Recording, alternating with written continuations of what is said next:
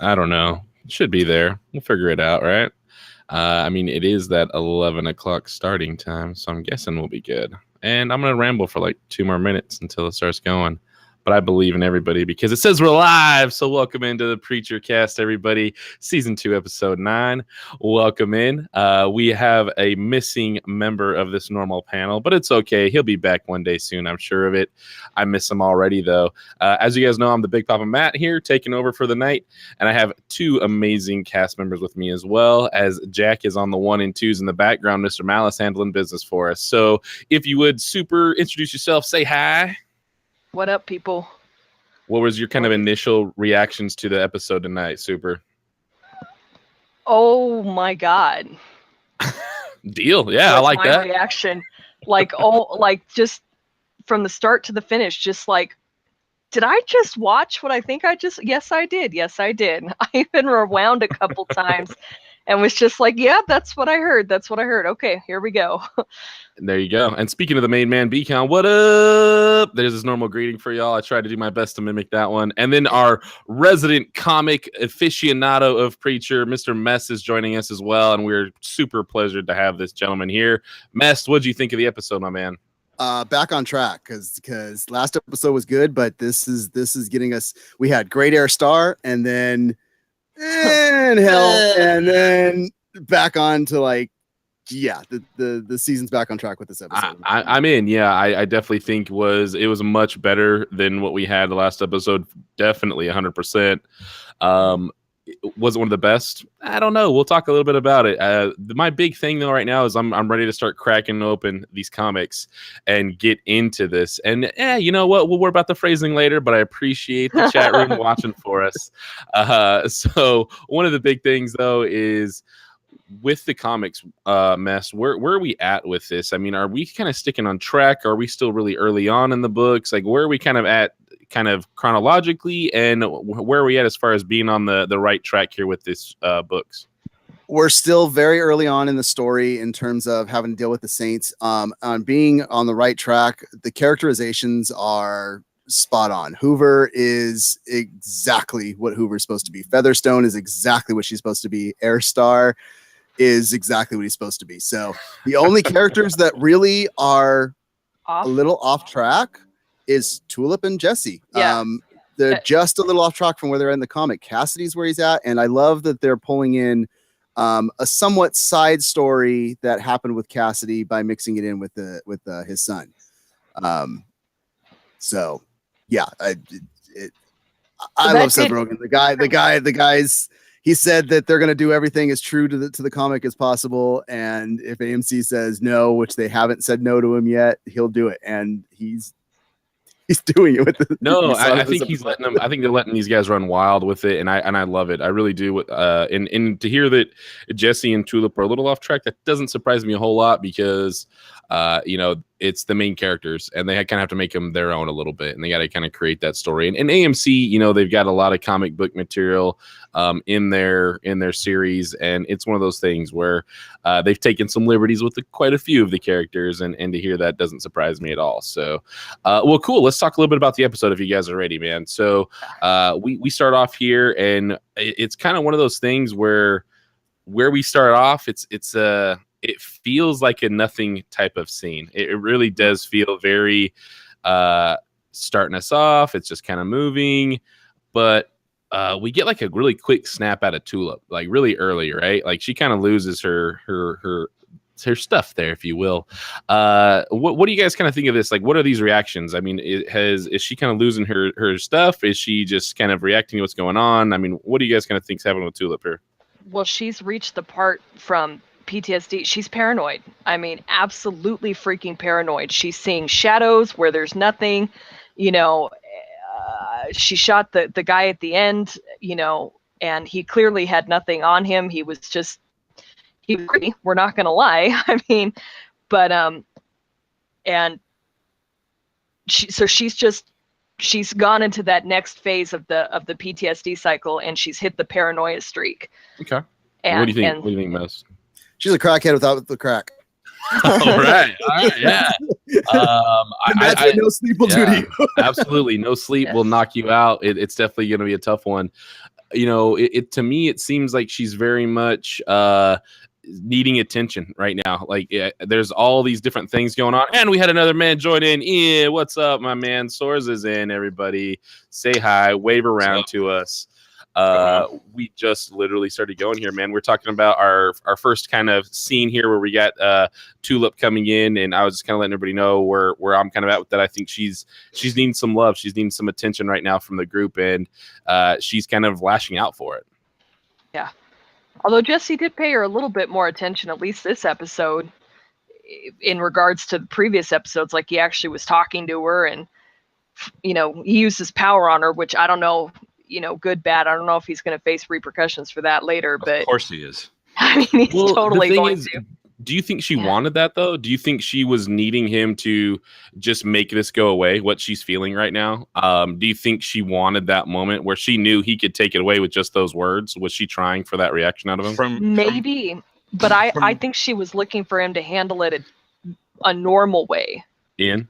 Yes, absolutely. Well, from the way that she asked him, after she woke up, like, you used the word on me. Just the look on her face and the tone of her voice. And keep in mind, this is an Emmy-nominated actress. She knows what she's doing. Yeah, Oscar nominated. Oscar, you're right. You're right. Oscar. That's absolutely. She. No worries. The chat room would have corrected you sooner or later. No, she clearly seemed kind of disgusted by that. Like, it's essentially mind rape in her eyes. She said it at the beginning. Never use it on me. She said it earlier in the season. Yeah. Okay, and that's why I asked. She was going through some tough stuff. She's taking bullets to the chest. She's going through a very extreme coping mechanism here as a hobby. Yeah, but I will have to say, way to ball out and just throw down that cash on the table. She's kind of getting the hang of it for sure. Now, she's a lot tougher than I am, but if I could come home with that kind of cash every day, who knows? I might take some slugs in a vest. I'll start building the pain tolerance for a 44 with a vest on. Yeah, we'll see how that goes. I mean, I hate to say it, but easy money. BCon said that she's got paranoia. Everybody's coming to get me. Yeah, everybody's coming to get me. Well, here's the thing. That's definitely a very normal human reaction, and I'm glad that BCon brought that up, because Jesse, we're definitely seeing that out of Jesse, right? I mean, we're seeing the paranoia. Crazy. Oh, now. Yeah. Yeah, absolutely. But here's the person that we're not seeing it out of is why am I blanking on the vampire's name right now? Cassidy. Yeah, Cassidy. Like, this is the perfect kind of reaction of human beings and a completely different type of being, where we're seeing two different reactions to this situation, right? I mean, Cassidy is turning his son. His son is having, teenage angst moments as a newly formed vampire. Is that going to turn down my radio, Dad? Yeah. And then he's like banging on the door, like, "How dare you do that? You turn that music down." Never would you have thought Edith Piaf was going to be playing too loud. I had some La Vie en Rose moments popping in my head. What kind of sound system can they possibly have in that rickety ass old house that's that loud? I was a record player, apparently. I know, right? Hey, man. I'm just like, it was funny. I was dying. I did get a little twist in the heart, I guess you could say, when he was on the bed and Dennis came up to him and he's like, "Oh, thank you, Dennis, for bringing him the blood." And he's like, "No, thank you, Papa." Yeah. Speaking in English, I think for the first time, right? Yeah. So that was, I mean, maybe it was a bad thing that he turned him, but that was sweet in a father-son bonding moment. There's so much foreshadowing in that. Well, and here's the thing, right? Absolutely. And I definitely think we saw that. And in West, I mean, what's some of that foreshadowing that you kind of have for us, from that comic book insider view on it, man? Like, what should we be kind of seeing from some of that? Cassidy has his rules. You don't drink humans. You don't, unless you're in a fight or something like that. And that's what he tells them, is that this is the only time we drink this, just when we need to heal ourselves. And you see, right. And he doesn't actually acknowledge Cassidy, like, "Oh yeah. He's going to step over the bounds. And when that happens, as Ian knows, if he's read the off comics, Cassidy's going to have to be the one that, has to puts down his own boy. Oh, I like it. Yeah, it could come to that. Well, and here's the thing: is even the episode prior, Yeah. we had a moment with Cassidy where he said, "There's repercussions if I turn him. There are, there's something bad could come from this." And I was afraid Yeah, he was go going to ahead, get that smell of blood when the guy got shot and come running out the door and just start drinking them. it was so Yeah. good. That's what I Though. was waiting for the whole time. Yeah, and that was beautiful. I think that was a beautiful scene to kind of introduce us to this new Dennis, right? Of what kind of a monster is inside of him when he jumps through and starts knocking fools out. I mean, that was brutal. That was brutal.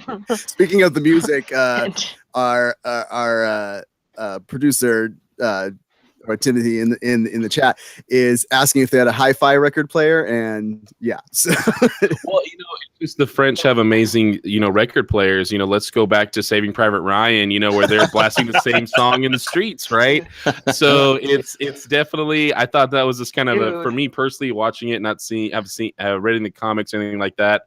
I actually thought that was a cool kind of moment where it's in the middle of that bloody battle scene and that we just had with it, and we get that same song. We get that same song of peace right before the storm again, man. So I thought that was actually kind of a cool moment in seeing that there. I may be reading too much into that, but I loved it. I was laughing the whole time. As soon as that song came on, I just almost tears in my eyes. The laughing. It really was a blast to hear it. So kind of, obviously we had a nice big fight scene, right? We had the Grail come down, start busting down doors, trying to take people out. We have this beautiful, first of all, I have to say, night vision. This night vision scene fantastically shot was so beautiful. Ian, you're absolutely right. I mean, it felt like I was playing a first-person shooter That's game. what I wrote down here. Samson Unit first-person shooter. I want it. Give it to me. Yeah. Yes. I mean, make it happen. Somebody out there, just not Activision. You got and just the juxtaposition of the night vision, and clearly they all had those soundproof headphones on. Just the quiet of watching them move around was real pretty. I liked whoever directed this epised did a great job. The outright brutalness of Cassidy in that scene. And he's just going at it, just taking 5 people on him, and he's just well, and you just watch him sitting there taking slugs in the back, just like bap bap bap. It was, and what was so great about that is it was so visceral. It was such a clean shot, and the sound wasn't there to bog down what was going on. No. You were completely focused on kind of that brutality of what they were in there to do, which was come in, kill, and clean up. Obviously, that went south very quickly, but it was very brutal to watch that, for sure. But when the sound did come back, and then it brought you back to the reality of, they're about to get their butts kicked. It was brutal. I mean, having him shoot his friend, and then did he let him go? I don't remember what happened to the last guy. He had him drop the gun, but then what did he do with that last guy? He was one that Dennis came and took out. Yeah. Dennis right. Dennis. After he took out Dennis, so it was kind of a revenge moment there for Dennis. I'm not gonna lie, right? Like, was that just me, or did I kind of feel bad when they were like took out the old man? I was like, oh, Dennis. Yeah. And then to watch him come back in the night vision was like, oh yeah, Dennis. There was way too much that you knew it was gonna come back. I mean, the way Cassidy was reacting at the beginning of the episode with the stabbing, I knew he turned him the second that I saw the way he was reacting to Jesse. And when he turned him, he's got a glow in his cheeks. Yeah, you knew he turned him at the end of the last week. He just had that glint in his eye, and when he was singing, Charlotte the Harlot, you're like, oh, yep, he's definitely gonna, No, and you're absolutely right. And the thing is when he was sitting there and defrosting the blood. That was a really interesting scene, because I'm kind of like, well, why is Cassidy doing this? Like he's not injured right now. What's kind of going on? And that's where in my head I'm like, oh, he must have turned Dennis. What's going on? But then I saw Dennis die, and it kind of pulled away. But then he comes back. Yeah, it was done so well. That really was done well. Like I said, I really thought that first scene was such a throwaway. But let's go into my main man. We talked about the fight a little bit there. My main man, Air Stark, right? So Star, not Star. I'm sorry, I'm still on Game of Thrones from last night. I'm still buzzing from Game of Thrones last night. And if you're not, you're a liar. I'm not. I'm just gonna say that right now. But Air Star, right? So we kind of get into his side of the story, and we catch him at a date. So have you guys ever played the butter trick on a date like that? That was the only thing. What's the butter? No, what is the butter? I Kiss mean, the butter. I haven't heard that move yet. Obviously, it works, so it might be something we gotta try out. Nobody, no one knew what the butter was. I'm afraid to Google it. That's the problem. Like, you I Google feel something like like it's that, something and you're gonna that get something really bad, Yeah. kids. So don't do it. I think You're it's gonna along start the seeing some real weird ads on your pages. Apparently, maybe BCon knows in the chat room, but Yeah, well, BCon, if you would in the chat, you're in a safe place right now. Google it and let us know if you can any results that you get from that. and then he just kind of left her there, and she was just like, okay, and drops the butter. I feel like it's a factor of how much control can you have and Absolutely. not melt it, like not sweat and stuff like that. But the follow-up question was, in the ballpark, how long can you hold your breath? Yeah, how long can you? Yeah, I don't even want to know what was coming next. Yeah, there was going to be something, just something weird and creepy for sure. Airstar is definitely a broken dude. He says it's not NSFW or not suitable for work for people that are not familiar with that lingo. There you go. Yeah, thanks. Yeah, we'll make sure. And all the kids out there, warning: do not Google butter under the chin. That's all I'll say. Well, now you know everybody's going to Google it. Well, and here's the thing: if you guys do that, make sure you send all the hate mail to @mess_5150 at the site. We'd appreciate that. So going on, Airstar, he did talk about the missing key a couple times. So maybe that butter under the chin is his missing piece. He went to look up the butter under the chin, and now he's got a I love cat pop-up ad popping up on his computer. I love cats pop-up. That was great. Oh, cats? No. Well, they're supposed to be the most powerful institution in the world, and yet somehow all of their firewall stuff is just garbage. Their firewall is garbage. Yeah, they are definitely operating in the wrong decade for blockers. Just update McAfee. I did take away. I tweeted out earlier. I was like, never has a man in a white suit looked so terrified standing on a tarp in the scene with Airstar when he's, the Glock and he's trying to shoot. No, here, let me have that. The Glock, it can jam up on you. And he's just like, every time it, and his so face helpful. is flinching, Malcolm Barrett really killed it in that scene. I love that guy. With the, it just, every time it, it was perfect. Every time it click, click, click, he was flinching, and then he's like, oh, okay, I can move. And then he's like, no, gotta stand, So here's my question with that scene though, is we had obviously, and it seems like most of the organization is terrified of Airstar, as they should be. It's all rightful manners. Now the lady here though is just like, she handles it. She takes control of this thing. West, is there any kind of insight into that, man? Like, is there anything you can kind of give us more that maybe we haven't seen in the show? Or Ian, you guys have both read the series, correct? Yes. Featherstone? Yeah. She's just a diehard sycophant. Yeah, she's a major kiss up. She does anything to impress and please Airstar and to just move up the chain. And the only difference with her here versus the comics is that she's not much of a person of disguise in the comics. She's not constantly switching. No. That, but every other disguise. I thought you said of the skies. I was like, what? She's not much of a person of disguise. No. Yeah. Well, no, I'm gonna call that out because she's pretty good. She throws that wig and a coat on real fast when Tulip knocks on the door. So I think she's nailing the disguise portion of this. Like, I've seen some quick change artists. That was impressive. Yeah, and they'll look at Hoover like, get in your room. Yeah, I have seen great magicians at halftime shows, and she is better than all of them put together. That's for sure. Yeah. Okay, well, and that makes more sense. She doesn't really kind of put that vibe off of kind of the butt smoocher and the ass kisser, but to hear that makes more sense. Star says to her where he's just like, I need this, and she's like, okay, I'll go get a dress. Do you dress? He knows whips, He'll handle it for you. Professionals. Yes means no. Yes where you means saw, no.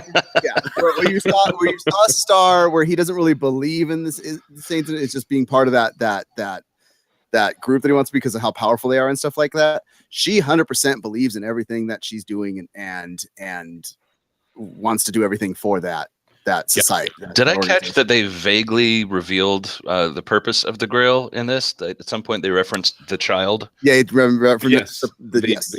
reference the child. And one of the things was, because that was Airstar revealing that, correct? No, it was her. She said was it her? Okay. because she's trying to tell him that Jesse is what he is, and he's like, oh, it's just a guy that can tell women what to do. That's fine. That's not anything. Yeah. But she's like, he's a direct threat to the child. Mhm. Yeah. the child. Gotcha. Okay, that is exactly what we had. And BCon talking about Featherstone is a bad A, but she's kind of playing the long game as well. A very manipulative vibe to her. Is she that intelligent, that smart, or is she just playing her cards right by sucking up to the right people? She's super intelligent, but she oversteps her bounds on how she She's does. not great with boundaries. Yeah. No. Gotcha. Well, Air Star is not either. So maybe that's what he likes about it. He kind of digs someone else doing the same thing he would do. So, okay. Well, there you go. Is what it is. Yeah, it's kind of his lady down, right? So. Not much else there. So we get references to obviously Brad. We're told Brad is now going to be unleashed on our little squad here. Our motley crew, if you will, is now got to watch out for not only the Grails Industries coming in with their SWAT squads there, but now we were looking out for somebody named Brad, right?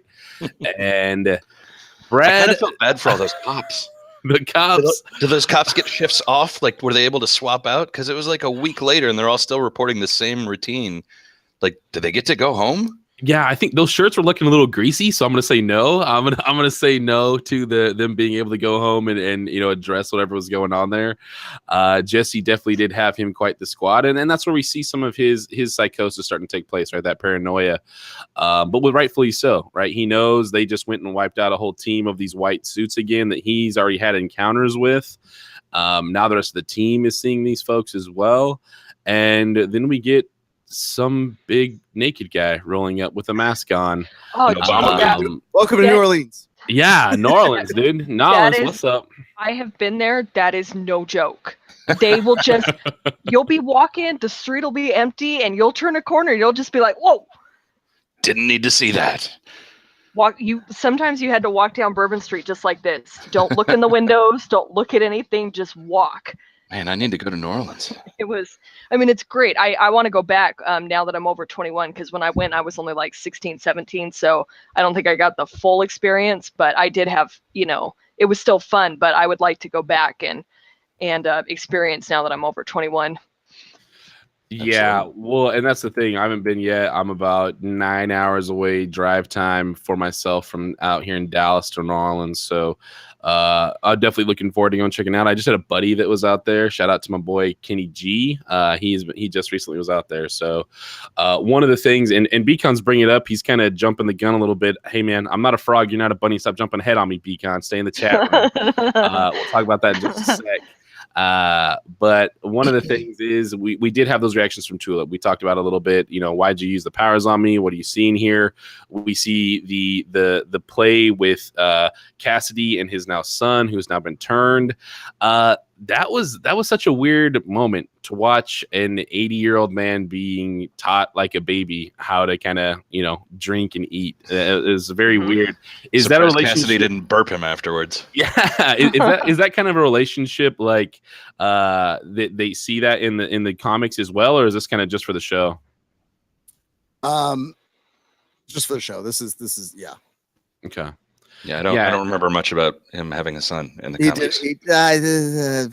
Vaguely, I don't remember. Yeah. Vaguely, but it wasn't a factor of like a major character arc or anything like that. They weren't bringing him along like this. He had somewhat of a family earlier in his but.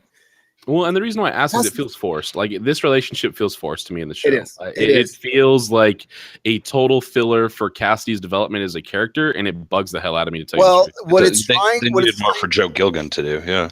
Well, no, what it's trying to show without blatantly outright showing it is Cassidy is someone that needs to be adored and liked by everybody, no matter what.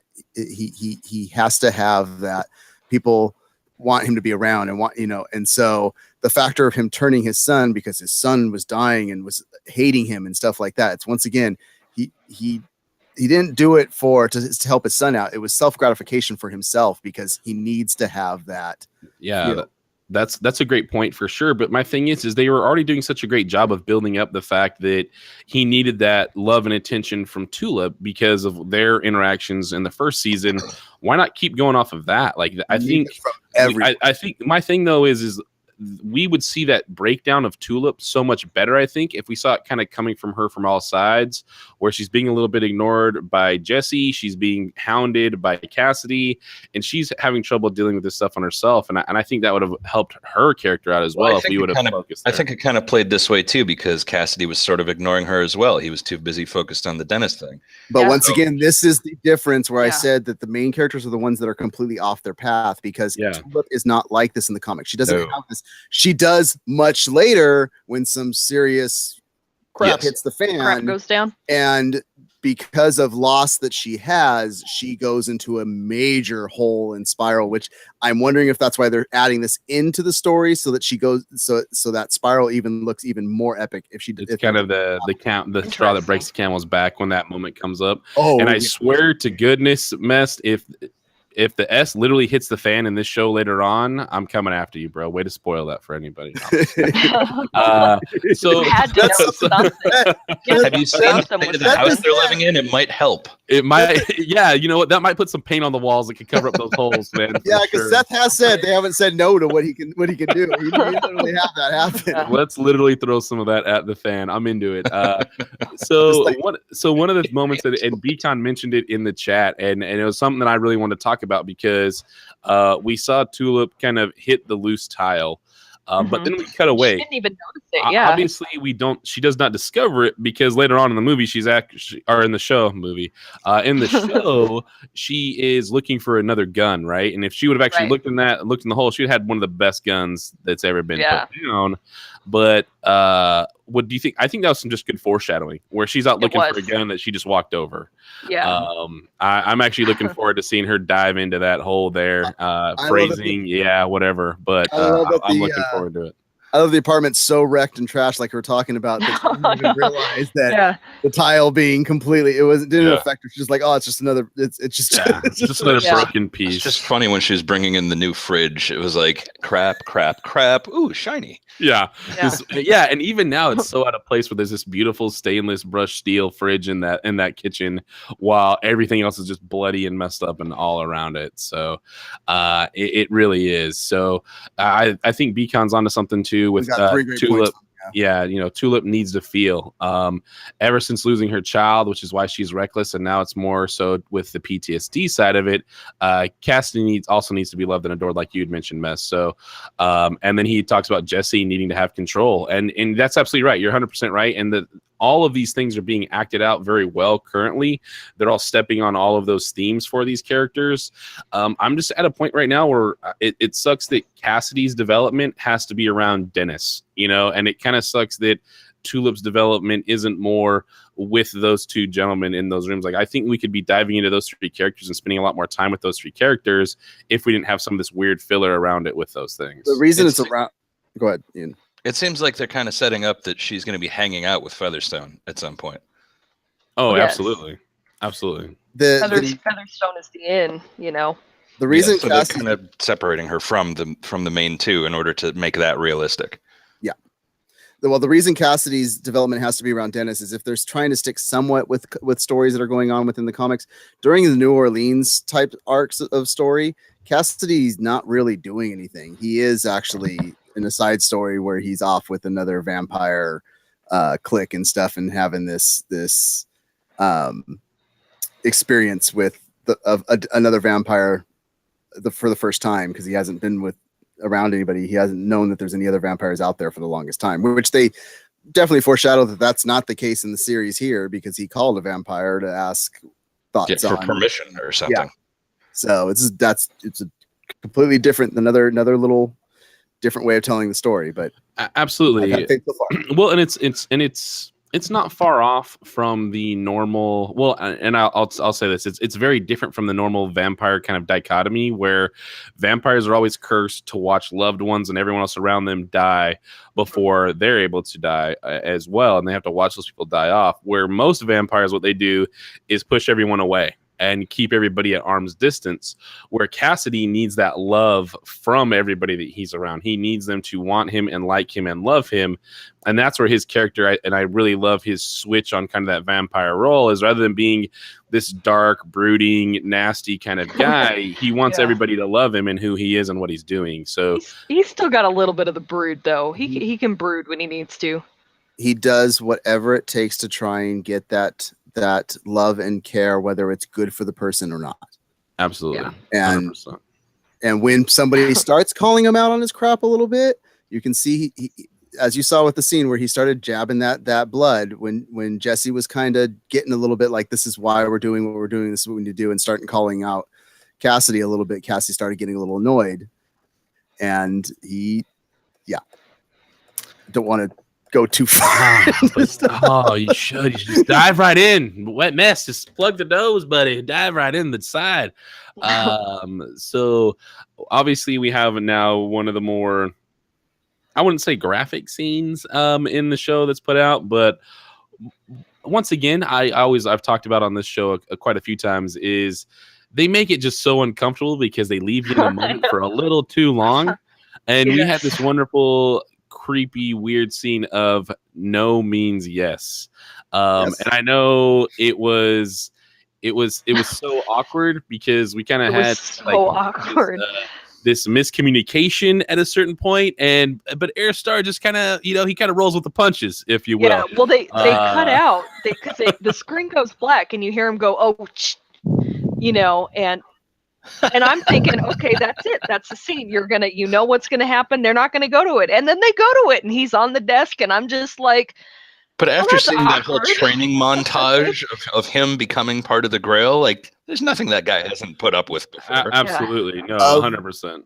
Of everything in the TV show, this scene is the most close to the comic that actually happened.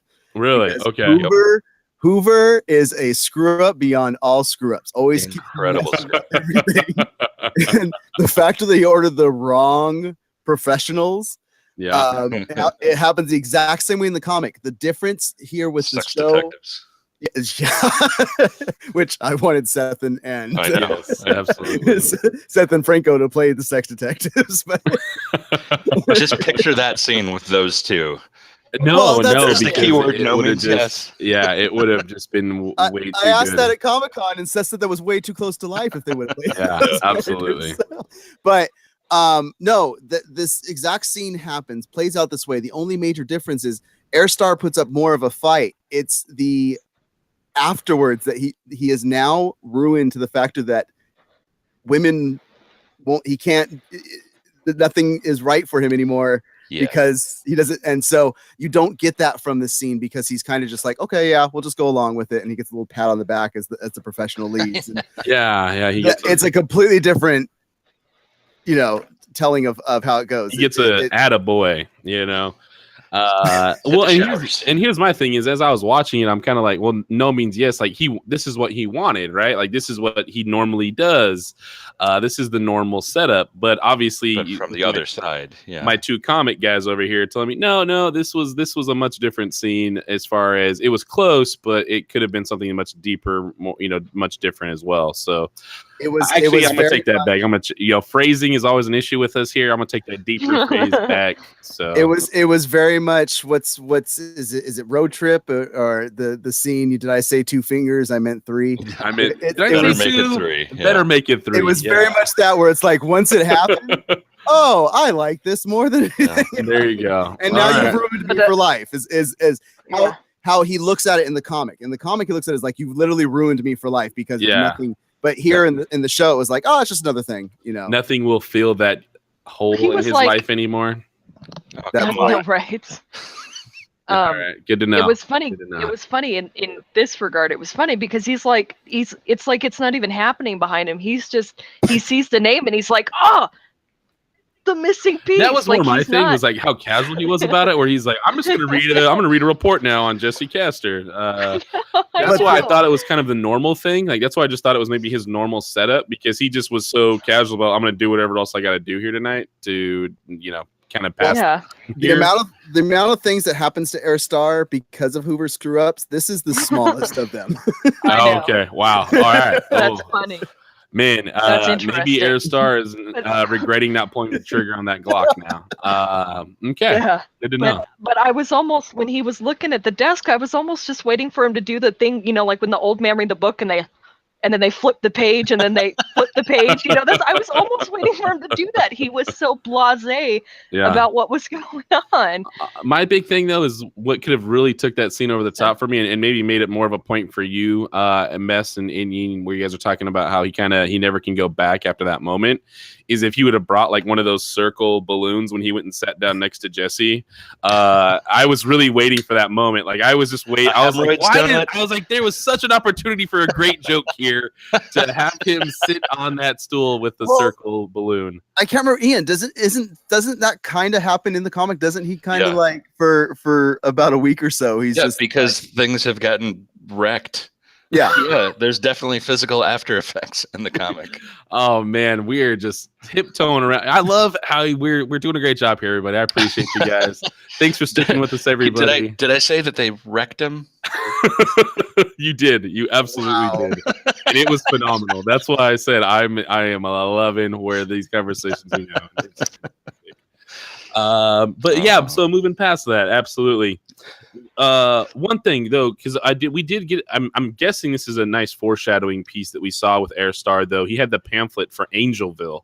Yes. Is that something we're going to see a lot more of moving forward, guys? There's so much foreshadowing to that in this season, like no other. Last time I was on this cast, they were headed towards or past the street sign that said, come see Angelville. Yes, he went back to Angelville to drop the Santa Killers off in Angelville. You've got the it ties now even more to his history because it comes from his history booklet that Airstar was looking for. The starting scene that was foreshadowed, that was gone back to like crazy in the first season of Jesse's dad getting plugged in the head takes place in Angelville. There you go. So and that's you saw things in that pamphlet like cursed and spells and all that kind of stuff was in those pamphlets as well. Saw a picture of the house too, like that big old Louisiana mansion. Absolutely. All I want to know is for those that read the comic, is Josie already cast and that's his arm of the actor that's cast as him, or are they just using somebody in place, the arm with the tattoo with the gun? Yeah. Okay. Nice. Yeah. Maybe that could be if that's a placeholder or if that's an actual actor that's ready to go. So, to anybody that might know that, please let us know in the comments section. We'd love to see that. Or you know what? If Seth or Evan, you guys are watching this for some reason, man, we'd appreciate if you guys just kind of left us a little spoiler, man. We'd love to hear from you guys as well. So, big fans of the show. I've heard Evan and Seth. I hear they're just really big fanatics. We got a couple more subscribers, and I've heard some whispers on Twitter that it was them. So I appreciate you. So with that being said, we did have some really just great scenes because there, we obviously had Brad coming in, the actual Brad, the battle ready remote operated aerial drone, I believe is what the acronym for that guy was. I think it was. Yeah. One of the things for that, obviously, a drone, Predator came in ready to throw down. They targeted him off. How was that scene for you guys? I mean, was that something that was in the comics, or was that something that kind of got played out a little bit too differently? No, it had nothing like that in the comics. Okay. No. But I love, because of it, I so want to start a Deadpool for this show to find out who the next celebrity that they're going to kill off is. Well, and that's what I was going to say, because here's the thing, right? Like, there's a lot of people living in New Orleans, and they picked out maybe one of the funniest folks that they could have. That was funny. I was fine. I was fine with them killing off Tom Cruise. Harry, I kind of like.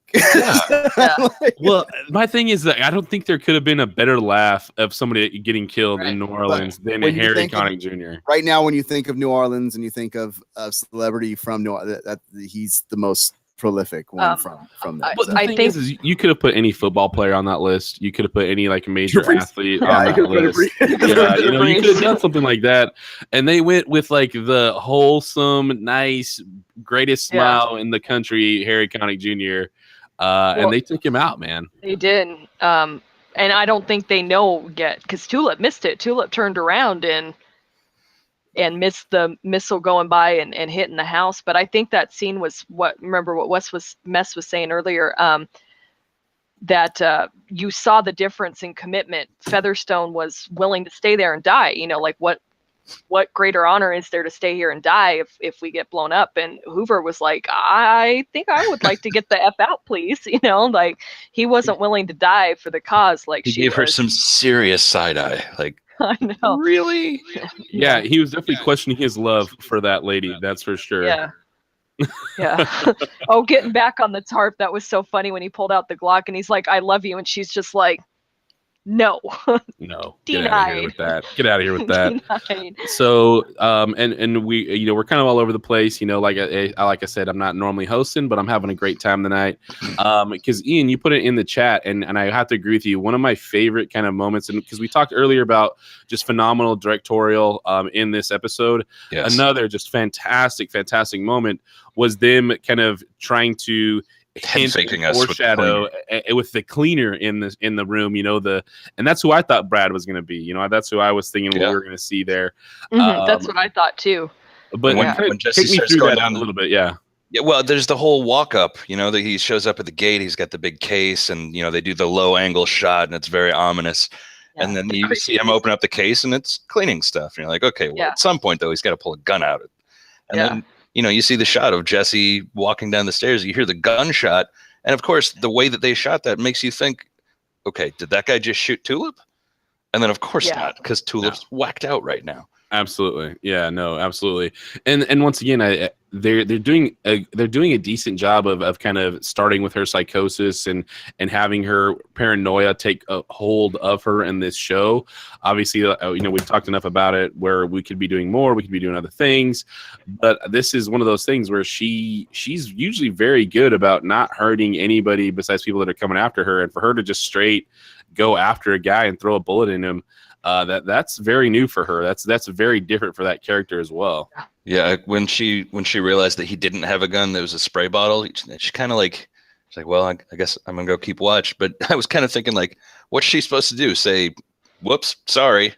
Like that doesn't really cover it. Yeah, absolutely. And knowing that, you know, especially now that Jesse doesn't have the Saint after him anymore, and how much he's abusing these powers.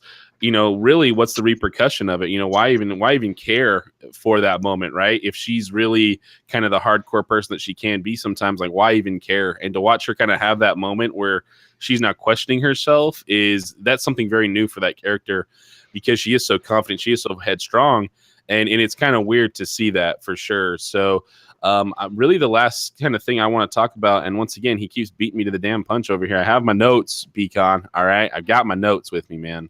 Finally, Airstar and Jesse at the bar, right? So we're at the bar. We hear kind of the reports of the attack on Harry Connick Jr. dead the at nation 49. Sweetheart Harry Connick Jr. Rallying cry for the nation to band behind this terrorist attack, if you will. And Jesse's at the bar, and Airstar pulls right on up. And he's drinking rat water with a silhouette of the Santa Killers on it. I love the world building. The world building is so fantastic in here, and I'm so glad you caught that, Ian. Yeah. So one more time, just in case anybody missed that, like that bottle there was phenomenal, right? If you want to talk about world building, though, real quick, one thing that wasn't mentioned on the world building: tourist guide to brothels. Oh yeah. You have to let me in on that inside joke, boys. Why are you laughing? When Hoover is sitting there looking at to find professionals. It's a handbook that says the tourist guide to brothels of New Orleans. Oh, I did not see that. That's awesome. Yeah. Great call. Great moment there. Oh, that's awesome. Like, I wonder if that's in the Library of Congress. That is phenomenal. Oh, that is so good. I didn't even look. I thought he was like looking for like the penny saver or something. I'm like, man, he's getting deep, man. What is that little? I had to get that thrown out before we got. That has to be mentioned. That's the production value is how great the show is.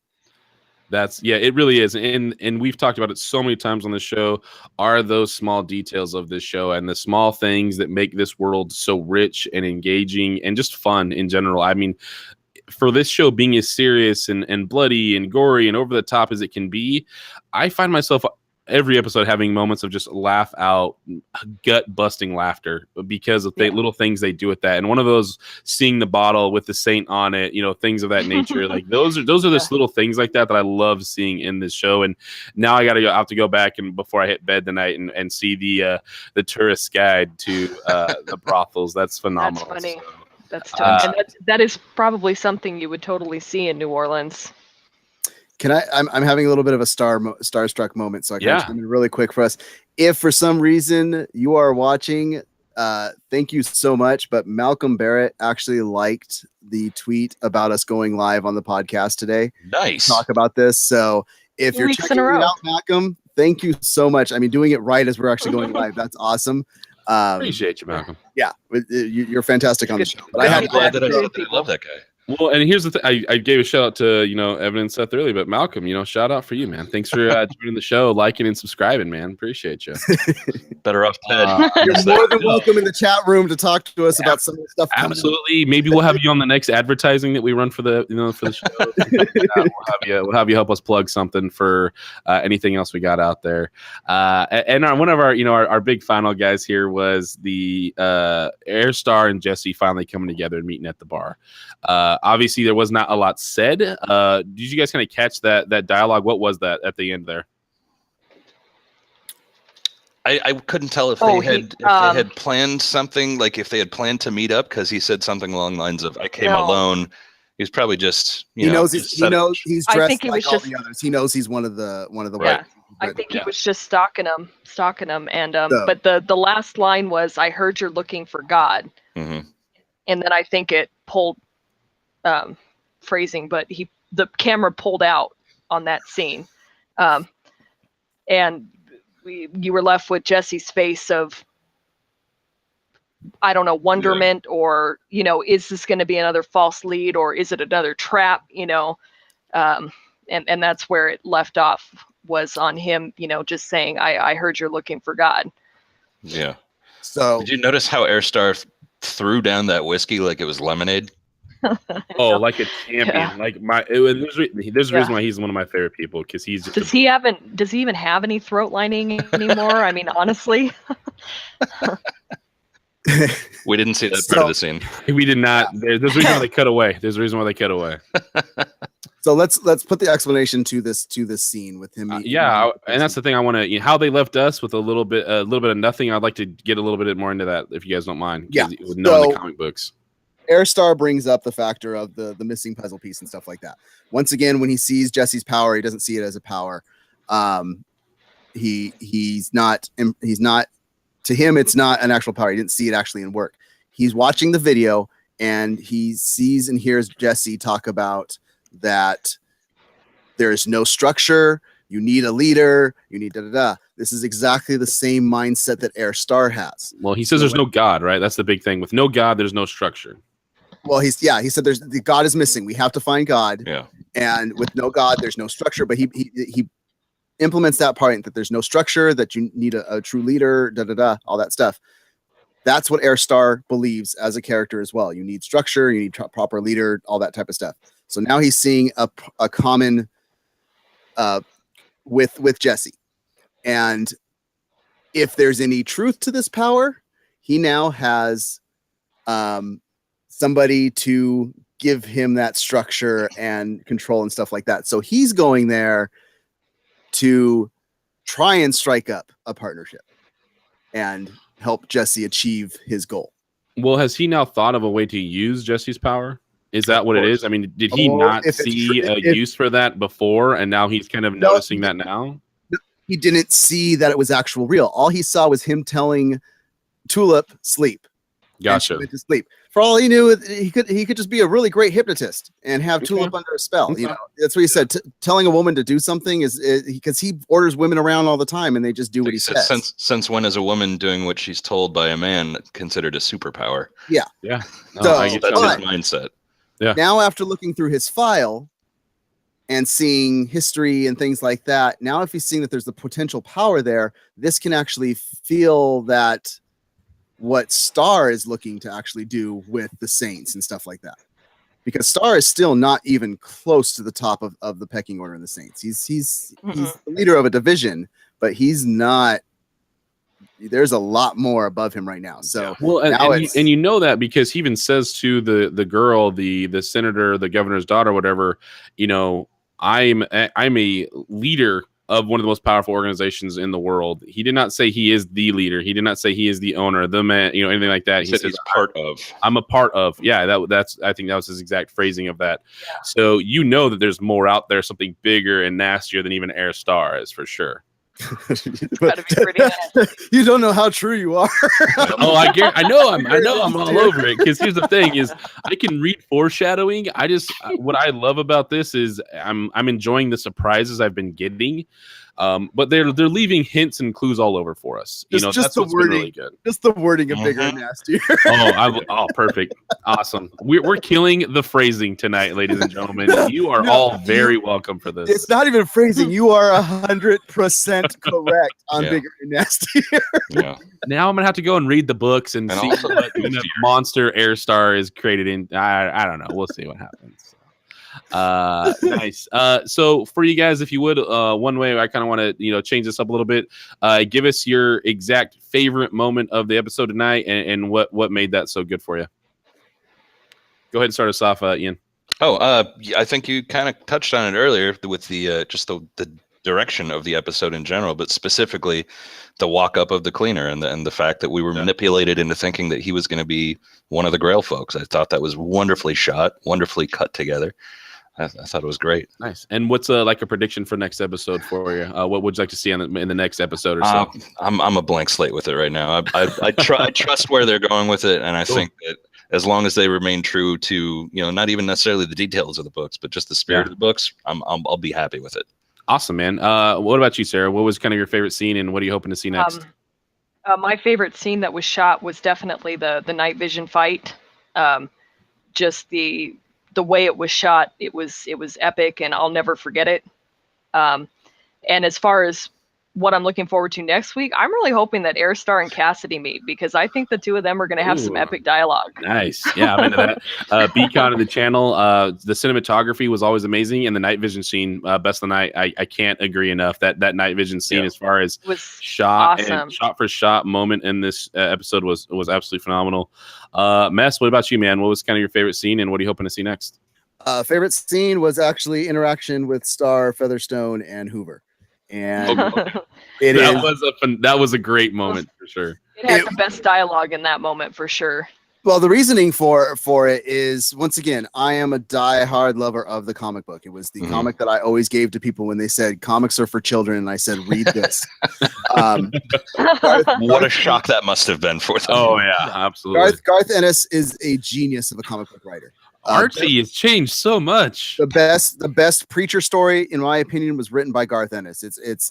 He's a fantastic writer, and this comic turned me on to that, and turned me on to that there was comics out there that were more adult in nature and were written for people that were growing up with comics I wanted to read. But seeing a scene that portrays the characters exactly of how they are in the comics always gets me just giddy. And that scene is those relationships in a nutshell. It was perfect. Airstar is imperious and impatient and trying to do something, but it's not quite working. Featherstone is just sycophantic to a fault, and Hoover is just a colossal F up. Nice. And I'll throw out my prediction of completely off the wall, sideways out there. That Harry Connick Jr. lives near Angelville, and that bomb released the Saint again. Oh, that could be. I was wondering that. That's what I thought was happening as soon as that bomb went. That bomb went and released the Saint out of the swamp. Okay, I'm into that. I'm liking that. Released him, but not killed him. You're not gonna kill him. You can't kill the Saint. We'll see. Yeah. No, that's good stuff. Absolutely, I agree on the night vision scene. For myself, I want to see the Saints' weapons get used again by one of our trio. I want to see Tulip. I want to see Jesse. I want to see Cassidy. One of the three with it. One of them with both of them. I don't care. I just want to see someone wreak some havoc with those things again. Hashtag yogurt bullets. And absolutely boiling yogurt bullets ready for everybody. So you guys, if that's what we've got for you tonight, I really want to thank everybody for tuning in, checking us out. Please make sure to like and subscribe. This last moment was here. If you guys have tuned in and you aren't sold on the show yet, hopefully one of those did it for you. I can't recommend this show enough. It is phenomenal. It's fantastic, and everything we do with it is for it. So appreciate you all so much. If you guys would, let us know where they can find you, Super Whovian. Follow me on Twitter at SuperWhovianNut. It's always a good time. There you go. Ian. Shut up. That was not bad phrasing. That was bad phrasing. I'm on Twitter and Instagram as IC Zorro. Nice. And Mess.